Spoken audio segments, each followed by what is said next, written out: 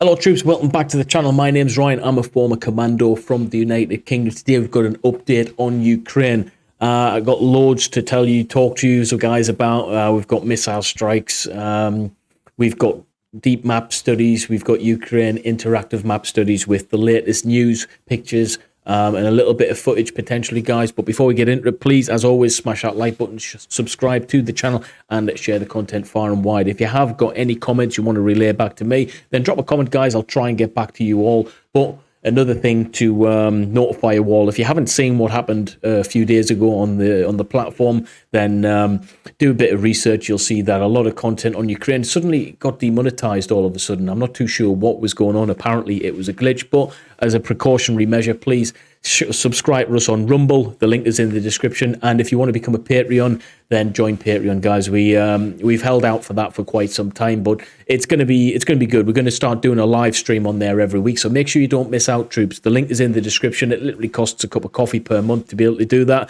I need a contingency plan at the end of the day. This is how I pay my bills. So, let's just get straight into this. Enough said about that. Boom, interactive map, guys. What's been going on?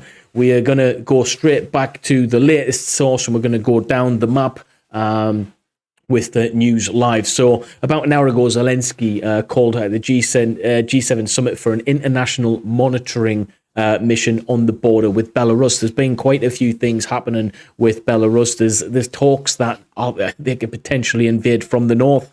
We surmising at this moment in time, but the fact that a G7 summit is it calls for an international monitoring mission at that border, it tells an awful story. Okay, it's potentially that could happen. All right, so we're going to see a lot more coming out of the woodwork with regards to that, guys. And also about an hour ago, the Rostov region received a new mobilization task, started its implementation, the governor said. So about an hour ago, we can see that in Russia. So there's apparently a new mobilization mission happening there as well. Maybe that's got something to do with Kech and the fact that was bombed there. We've seen retaliation strikes happening. Over 20 cities have been affected as well. About an hour ago, we go into the north of Kharkiv. We can see that fire at a substation in the Belgorod region. We're not too sure if that is as a result of the strikes that was ordered. It probably is, but we've seen the subsequent consequences happening right now, troops. Let's have a look at the map here. We can see we weren't seeing an awful lot on this map in terms of the inner parts of Ukraine, but we can see that there's a lot happening. Smoke visible in Palvahad after explosions. I don't know if this is going to jump to or anything. No. This region air defense is active in Dnipro city, so obviously that's been activated as a result of the potential strikes. Just south of that, we have the same thing. Air defense shot down 4 Russian missiles in that region today. So that's 6 hours ago. Yeah, that's today, guys. All right, that's been happening. 6 hours ago, we had 2 missile strikes reported in Vilnorsk and in this region here. I'm not going to pronounce the names if I can't. All right, so let's see if there's a bit of footage on there. No, there's nothing on there. Apparently, I don't know why it shows us that when there should actually be footage. We can see there's air defense being activated in the Mykolaiv region as well. If we move to the north, it's near Kharkiv. Apparently, Kiev was attacked as well. Now, the Rostov region received a new mobilization task. We've already talked about that. Fire in the substation there. We move further west. 3 explosions reported at 2 objects of electrical infrastructure in Lviv region. Head of regional administration has mentioned. Just southwest of that, the Russian army shelled Velkia, Kosmovka in that district with MLRS Uragan. We see the full effects of that via this picture here. People's houses obviously getting destroyed in the process of that, guys. It's terrible. That looks like a school or something. Yeah, that's not good, troops. This is allegedly as a direct result of what happened on the Kerch Strait Bridge there. But as you can see, all the way along that border, missile strikes after missile strikes happening. This is happening all the way across that border, troops, all the way along. We can get a more in-depth understanding if we zoom in here of just how prominent those missile strikes were. Okay, happening everywhere. Over 20 confirmed cities, towns, you name it, have been blasted, including Kiev. and we can get a better understanding here. Nothing much going along that new counteroffensive border, but everywhere else has been absolutely pummeled, to say the least, guys. Let's get into a bit of a Russian offensive campaign assessment. Then we're going to go into a deep state map, day 230, to see what's changed. Deep state maps doesn't really do a splendid job of everything else, but it allows us to analyze and make our own assumptions up of what's actually happening on the ground. But in terms of active news reports, the Ukrainian map that we've just been on there does a much better job at that. So let's have a look at the Institute of Study of War. Now, it's said that Russian forces conducted a massive missile strike attack against over 20 cities, including Kiev, on October the 10th, yesterday. So today we're seeing the full effects of that. Now, the Ukrainian General Staff reported that Russian forces launched over 84 cruise missiles and 24 drone attacks, 13 of which were carried out with Iranian-made Shahed 136 drones. Ukrainian air defense shot down 43 of those cruise missiles, which is the fact that they're being mobilized and they actively took down nearly half of what drones missiles got sent. It's still a win, but over 50% actually hit the targets, guys, which is a bad thing, really. Especially the collateral damage that's going to happen as a result of that. But Russian forces launched missiles from 10 strategic bombers operating in the Caspian Sea and from Nizhny Novgorod, Iskander short-range ballistic missile systems, and 6 carriers in the Black Sea. So they've been launched from all over the place. This was a strategic and definite, prominent attack. Okay, it was carried out. So quite a large-scale operation, this on the Russian behalf. Now, Russian forces launched their Shahed 136 drones from Crimea and Belarus. So they're being launched from Belarus. That's interesting. Ukrainian media reported that Russian missile strikes hit 70 targets, including 29 critical infrastructure facilities, 4 high-rise buildings, and 35 residential buildings, and a school. So we were correct on that. Terrible stuff, guys. But we've got a bit of a slideshow. I'll talk over that a bit later, and I'll show you that. Maybe it's in a separate video about the damage that was reported. It's pretty terrible. Russian President Putin claimed to have ordered the missile strikes on Ukrainian infrastructure in a retaliation for a terror attack, as he said. He's claimed it a terror attack at the Kerch Strait Bridge. Ukrainians could probably class that as a special operation. Okay, we can all use terminology now, can't we? Let's have a look at the deep state map. So if you're not familiar, guys, as I'm sure most of you guys are, Kerch Strait, the bridge here was attacked. Ukraine obviously smashed that bridge there to affect logistics and supplies and resupply and all that. Although it wasn't as effective as we thought it was. It was up, back and running within about 4 hours, guys. Okay, so it was effective in the fact that they can hit these targets and they can do so as they wish to a degree, but not really effective in terms of the desired outcome to completely render that bridge useless. Okay, troops. So this is the area, and as a result, Putin is calling it a terrorist attack. It's quite ironic, really, when you think about the fact that what's happening in Ukraine, he's deeming a special operation. So I think it's, maybe Ukraine could class this as a special operation themselves. All right, we can all play terminology, but the fact of the matter is, people are getting taken out day to day, and it's not fair. All right, people are losing their livelihoods, their jobs. We've even got good friends like who's like Dennis, all right, Davidoff, who's covering the war as well, lost his job as a pilot as a result of this. So, real people have been involved in this, and their livelihoods have been taken. So my heart goes out towards these guys, okay? Terminology is getting thrown around and utilized in a way to make things seem better. At the end of the day, there's people getting taken out over this stuff, and it's not very nice at all, guys. What else have we got? So he said Putin's likely to have carried this out as a result of what happened in the Kerch Strait, okay?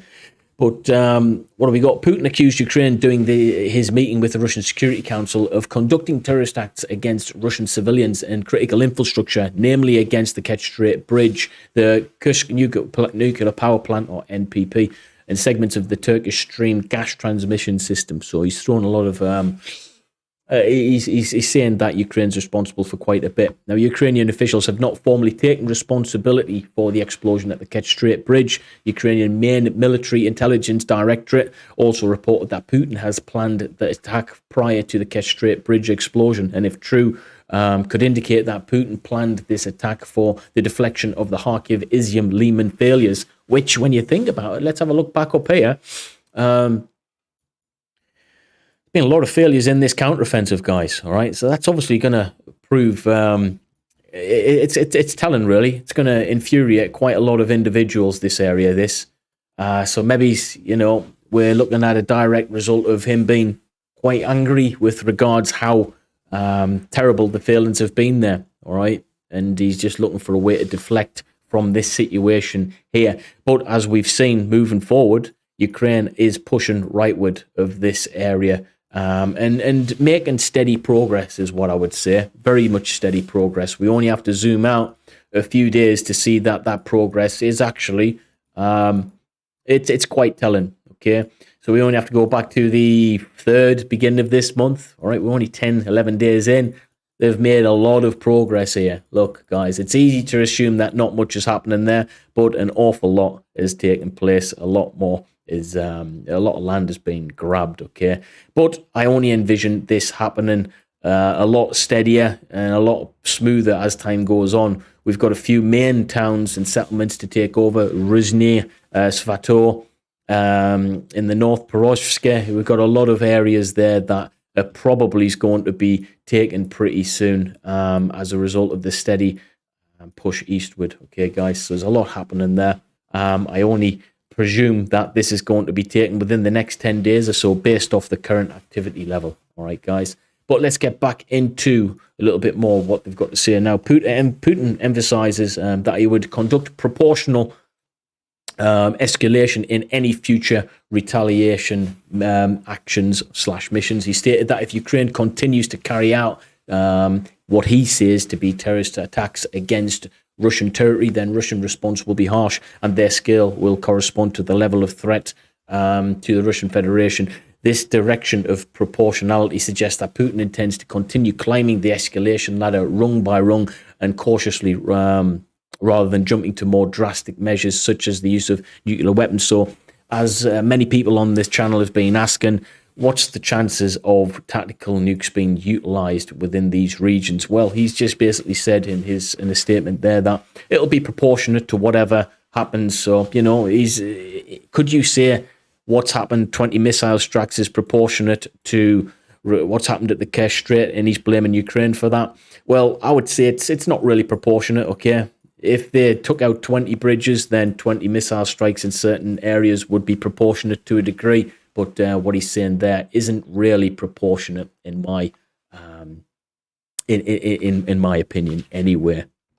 But Putin may also mean to message the Russian pro-war camp that they should manage their expectations of an ongoing daily bombardment of Ukraine similar to the one conducted today. There's been bombardments all over the country, troops. Russian military bloggers, for their part, have overwhelmingly welcomed the strikes and amplified Deputy Chairman of the Russian Security Council, Dmitry, statement that more attacks against Ukraine will follow soon. So it's to be expected that in certain areas we've seen here, if we switch back to this map, you can see the missile strikes that have been taking place along the southern border, all the way along to the east, and certainly in-depth positions in the country as well. We've got multiple missile strikes. We've got air defense crews scrambled to be able to take action on these areas. So they've been quite sporadic. So what he's saying is expect more of this to happen over the coming hours and days, which is not good for the average citizen, is it? It's quite terrible, to be honest with you.